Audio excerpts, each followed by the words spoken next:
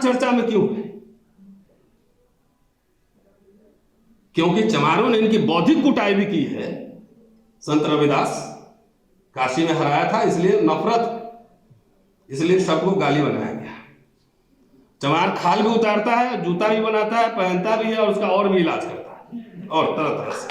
आपको विरोध में खड़ा होना चाहिए था और उसमें डीपी लगनी चाहिए थी कि मैं भी चमार, तब आपकी ताकत, आपकी संख्या दिखती वहां पर। तो ये बुद्धि का खेल है, ये नंबर का खेल नहीं है। अगर 1 करोड़ डीपी लग जाते,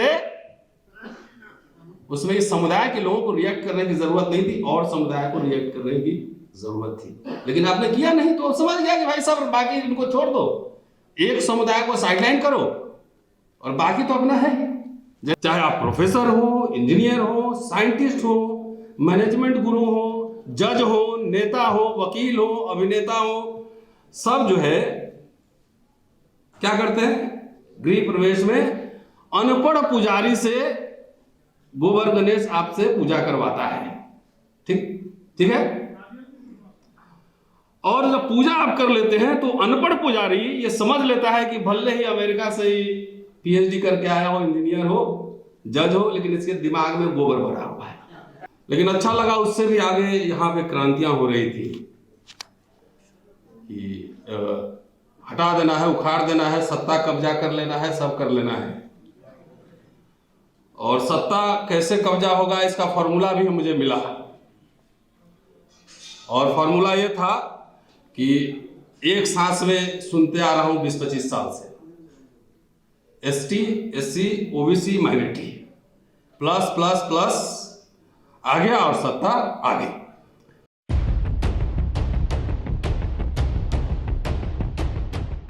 शुक्रिया आप सभी का। न तो मैं लीडर हूं और न ओरेटर हूं, एक साधारण इंसान हूं, एक शोधकर्ता हूं।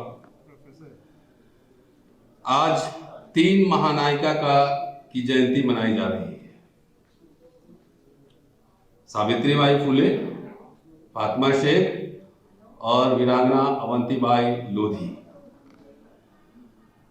मैं तो ये सोच कर आया था कि इनकी वैचारिकी पे कुछ चर्चा होगी, उनके भाषण पे, उनके पत्रों पे।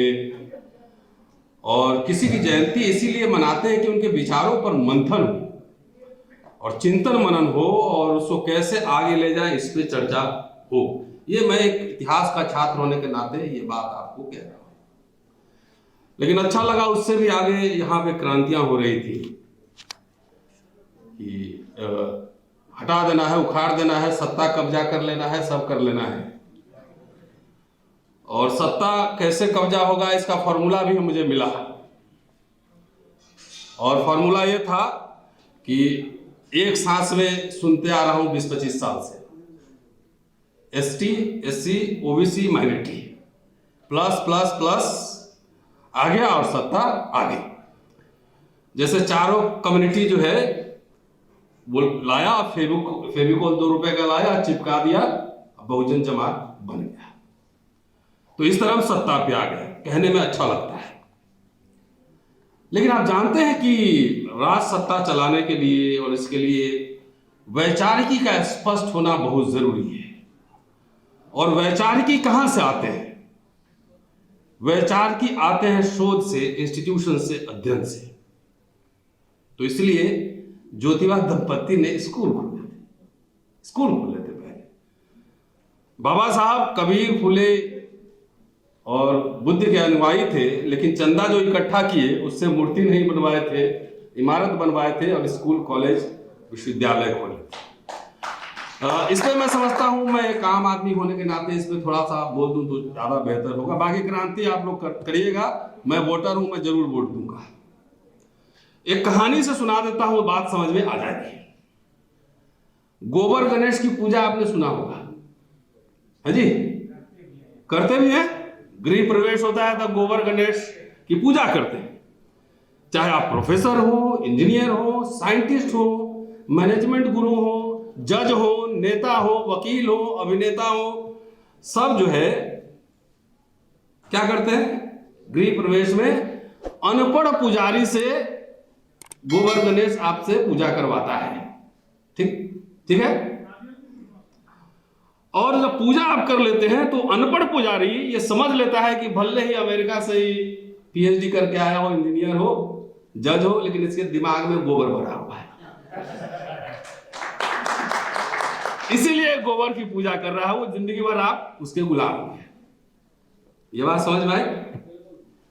अभी बाबा की बात हो रही थी कि क्या बोले कि जो राम को नहीं मानता वो चमार है। आपने इस बात को कभी गंभीरता से सोचने और समझने की कोशिश की कि अचानक अनायास बोला गया वाक्य है कि सोची समझी राजनीति। मैं समझता हूं कि चुनाव के दरमियान ये सोची समझी राजनीति है। आप में से कितने लोगों ने इस बात का रेसिस्ट किया? कई समुदाय के कई लोग वीडियो बना रहे थे, बोल रहे थे अगर मेरा बस चलता तो मैं उसे मना करता और कहता कि इस पे आप रिएक्ट नहीं करेंगे, इस पे आपको रिएक्शन नहीं देना है। रिएक्शन कहां से आना चाहिए था? आप बहुजन जमात, एससी एसटी ओबीसी माइनॉरिटी, तो सबसे पहले बोले दलित में ही कुछ जातियां कहती हो अगर मैं चमार नहीं हूं, तो सीधा सीधा काउंट हो गया कि राम भक्त है। काउंटिंग हो गया। ओबीसी में तो कहा ही होगा कि मैं कहां चमार, चमार तो गाली सूचक शब्द है। तो आपके दिमाग की रीडिंग हो गई, दिमाग की रीडिंग हो गई। आपको विरोध में खड़ा होना चाहिए था और उसमें डीपी लगनी चाहिए थी कि मैं भी चमार, तब आपकी ताकत, आपकी संख्या दिखती वहां पर। तो ये बुद्धि का खेल है, ये नंबर का खेल नहीं है।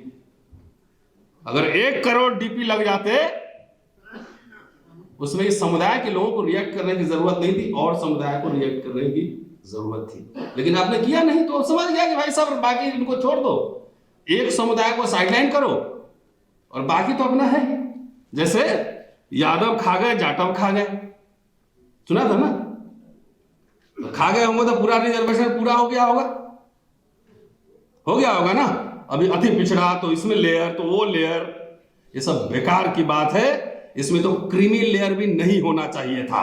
पहले 1 जनरेशन 3 जनरेशन अंग्रेजी बोलने वाले लोग आए तो सही, क्योंकि इनको अंग्रेजी बोलने सोचने समझने वाले लोगों से डर लगता है। अब चमार इतना चर्चा में क्यों है? क्योंकि चमारों ने इनकी बौद्धिक कुटाई भी की है। संत रविदास काशी में हराया था, इसलिए नफरत, इसलिए सबको गाली बनाया गया। चमार खाल भी उतारता है, जूता भी बनाता है, पहनता भी है और उसका और भी इलाज करता है, और तरह तरह से इलाज करता है। संख्या बल में भी है। और सबसे ज्यादा रेसिस्टेंस अगर देखेंगे, जैसे ओवरऑल सैटेलाइट व्यू लेंगे, तो सबसे ज्यादा रेसिस्टेंस पॉलिटिकली और फिलोसफिकली ज्यादा यही कम्युनिटी कर रहा है, इसलिए वो आपके निशाने पर है। और आप समझ रहे हैं कि वो एक जाति को कह रहा है, नहीं, वो पूरे आपकी बहुसंख्यक जमात को कह रहा है। और आप कहने में लगे हो कि मैं चमार नहीं हूं, मैं चमार नहीं हूं। ये है राजनीति। अगर इसको नहीं समझे ना, एक मैंने लेख लिखा था, यादव जाटव कथा तो ये मोटा मोटी बात है। और अभी शायद वो कहाँ गई, कंचना चली गई, बड़ी बात हुई। सिर्फ वो शत्रु है जब आपकी सरकार बने, जहां सरकार हो, आपने कहा उनको कि विश्व स्तरीय विश्वविद्यालय चाहिए हमें।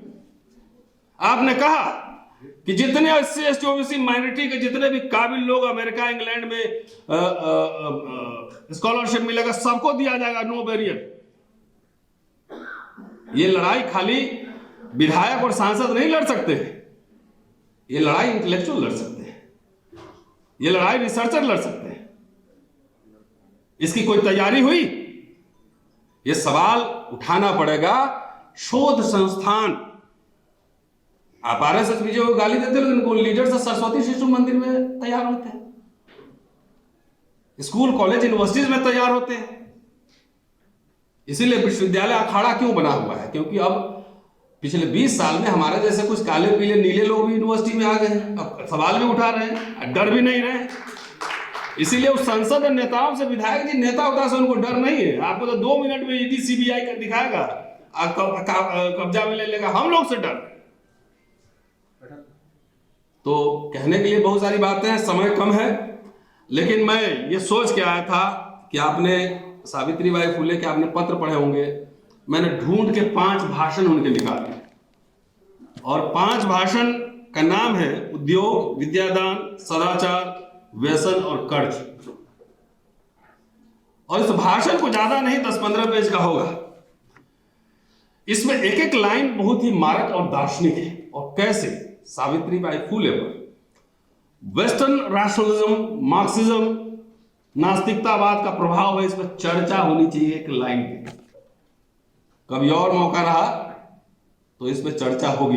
ये भाग्य और भगवान पर सावित्रीबाई फुले ने जो उस समय कहा था, अगर आज वो कहती तो भावना आहत और लोगों का हो जाता। मैं चाहता था कि उन्हीं के माध्यम से थोड़ा भावना आहत हो जाए, लेकिन समय का अभाव इसलिए बंद कर। शुक्रिया। Thank you.